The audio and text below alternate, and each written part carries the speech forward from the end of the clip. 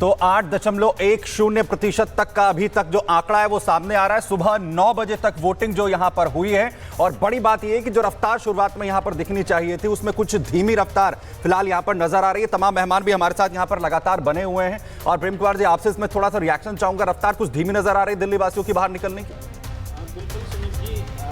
जिस तरीके से चुनाव जिस टेम्परामेंट में लड़ा जा रहा है तो उस हिसाब से लगता था कि वोट परसेंटेज ज़्यादा होंगे, लेकिन बहुत धीमी रफ्तार है। आप मिल्कीपुर से कंपेयर कर लीजिए जहाँ पर कि 13% से ज़्यादा वहाँ मतदान हुए और यहाँ दिल्ली में इवन आपको आतिशी जी के जो विधानसभा में 6% से थोड़ा ज़्यादा मतदान हुआ है, यानी बहुत कम है। और इस ऑन एन एवरेज से तो 40% जाएगा, लेकिन पिछली बार 62% का मतदान हुआ था, तो उससे कम ना हो ये थोड़ा देखने को मिलेगा। लेकिन क्यों कम हो रहा है ये तो चिंता का विषय है जी। चिंता का विषय है आपके लिए, आतिशी के लिए कितना चिंता का विषय है, क्योंकि वो भी लगातार लोगों से अपील कर रही हैं चारू जी कि घर से बाहर निकलिए, वोट कीजिए। और केवल वो ही क्यों, बीजेपी के नेता भी लगातार अपील कर रहे हैं। लेकिन सबसे बड़ी बात यह है कि जिन मुद्दों पर आम आदमी पार्टी ने दिल्ली में सरकार बनाई थी, यमुना की सफाई का मुद्दा हो या फिर भ्रष्टाचार, दोनों पर ही असफल साबित रही है। आप लोगों के हिसाब से भ्रष्टाचार के मुद्दे पर आप लोगों ने घेरा आम आदमी पार्टी को, और यमुना को लेकर खुद केजरीवाल कहते हैं कि मैं मानता हूं यमुना की सफाई नहीं कर सका। सवाल हमसे है चारू जी। जो बड़ी बड़ी बातें, जो बड़े बड़े दावे अरविंद केजरीवाल ने लगातार किए थे, वो हर एक दावे पे फेल हुए हैं। केवल फेल होने की बात नहीं है, झूठ बोला है। क्योंकि अगर आप आरटीआई की रिपोर्ट निकाल के देखें तो ये समझ में आता है कि चाहे वो अस्पताल की बात करते हैं, स्कूल की बात करते हैं, वो बात झूठी करते हैं। आज की तारीख में जिस तरीके से सरकार चल रही है, आप उसका उदाहरण अभी के ऊपर एफआईआर हो गई है, दिनेश मोहनिया के ऊपर एफआईआर हो गई है, और कल रात ही आतिशी के पीए गौरव को पकड़ा गया। 5 लाख कैश लेके वो घूम रहे थे। एफआईआर तो अरविंद केजरीवाल पर भी हरियाणा में हो गई है। बिल्कुल नहीं, और इसकी मैं आपको वजह बताती हूँ। ये एक डेस्परेशन है। ये जिस तरीके से ऑपरेट कर रहे हैं, अब इनको समझ में आ गया है कि दिल्ली की जनता इनके साथ नहीं है, इसीलिए हर नए दिन एक नया ड्रामा इनको करना पड़ रहा था।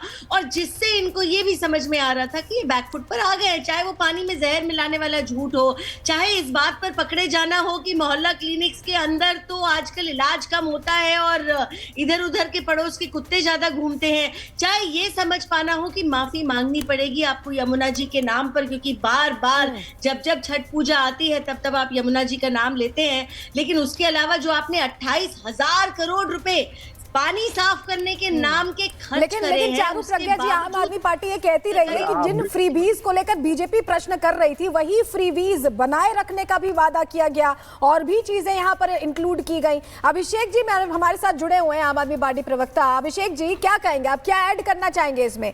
जिन फ्रीबीज को लेकर प्रश्न उठा उनको आगे बढ़ाने की बात आई, क्या आपको लगता है ये एक बूंद की तरह काम करने वाला है आपके लिए?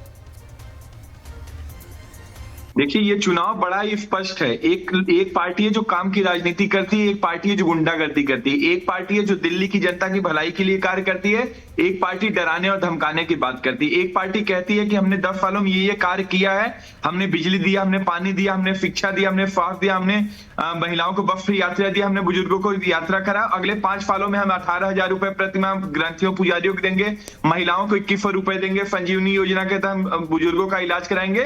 दूसरी तरफ एक पार्टी है जो अरविंद केजरीवाल जी को हटाना चाहती है। एक तरफ एक पार्टी है जो 25,000 रुपए हर परिवार का बचत कराती है, दूसरी तरफ वो पार्टी कहती है 25,000 रुपए हम खत्म करके वो बोझ डालने का कार्य करेंगे। अंतर बड़ा स्पष्ट है। मैं तो आपकी चैनल के माध्यम से दिल्ली की जनता का अनुरोध करूंगा कि आप अपने घर से निकलिए। ये महापर्व है, ये लोकतंत्र का महापर्व। अपने वोट की ताकत से गुंडागर्दी करने वाले, नफरत फैलाने वाले, जो ये जानते हैं, जो ये करना चाहते हैं कि गुंडागर्दी करके हम चुनाव जीतेंगे, अपनी वोट की ताकत से सभी अपील कर रहे हैं। लेकिन अभिषेक तिवारी साहब, उसका असर अभी तक दिल्ली वालों पर ज्यादा नजर नहीं आ रहा है। सुबह 9 बजे तक की अगर वोटिंग प्रतिशत की यहां पर हम बात करें, रोहन गुप्ता जी भी बीजेपी प्रवक्ता इस वक्त हमें यहां पर ज्वाइन कर चुके हैं। रोहन साहब, सबसे बड़ी बात यह है कि जो बातें अभी आम आदमी पार्टी की तरफ से कही जा रही हैं कि हमने उन तमाम चीजों को लेकर, तमाम मुद्दों को लेकर जो वोट है वो मांगा है, लेकिन एक पार्टी सिर्फ और सिर्फ गुंडाई कर रही है। बीजेपी पर बार बार वो गुंडाई का आरोप लगता है वो आम आदमी पार्टी की तरफ से। लेकिन सबसे बड़ी बात ये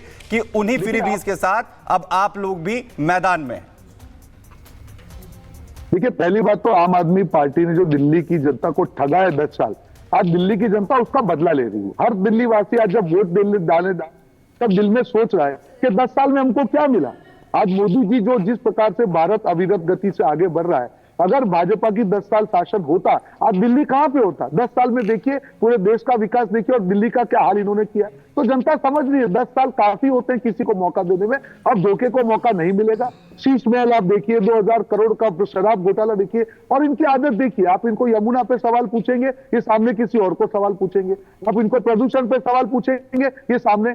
हर चीज की गलती की विफलता की जिम्मेदारी अगर किसी और पे डालेंगे तो सरकार में रखा किस लिए है। जनता सोचेगी ना, हर वोटर सोचेगा कि अगर हम इनको वोट देंगे जनता और ये मजबूरी वाली बात करेंगे। परविंदर जी, जनता सोच रही, निकल क्यों नहीं रही है जनता घरों से? सोच तो रही है, निकल क्यों नहीं रही है? देखिए, सबसे पहले तो मैं आपके चैनल के माध्यम से जनता को अपील करना चाहूंगा, वो अपने घरों से निकलें और वोटिंग जरूर करें, क्योंकि आप वोट करके आ रहे हैं। मैं वोट करके आया हूं। मैं वोट करके आया हूं और ये आपका अधिकार है, और आप वोट जरूर करिए, क्योंकि वोट आप चाहे जिस भी पार्टी को आप चाहते हैं, लेकिन आप वोट जरूर करिए। लेकिन जिस प्रकार आप कह रहे हैं कि वोटिंग परसेंटेज सेंट्रल दिल्ली में तो बहुत ही कम है और बाकी जगहों पे भी बहुत कम परसेंटेज है, और हम ये उम्मीद करते हैं जो पिछले चुनावों में जो वोटिंग परसेंटेज थी, ये उससे बढ़कर वोटिंग परसेंटेज इस बार हो, ताकि सब लोग इसके अंदर अपना भागीदारी का काम करें, वोटिंग करने वोटिंग जाएं। परसेंटेज का परमिंदर जी जिक्र करें, हर्ष दहिया जी जरा आपका छोटा सा कमेंट हम चाहेंगे इस पर। हम देख रहे हैं मिल्कीपुर में 13.34% मतदान 1 घंटे में। दिल्ली वासी नहीं जागरूक हैं क्या?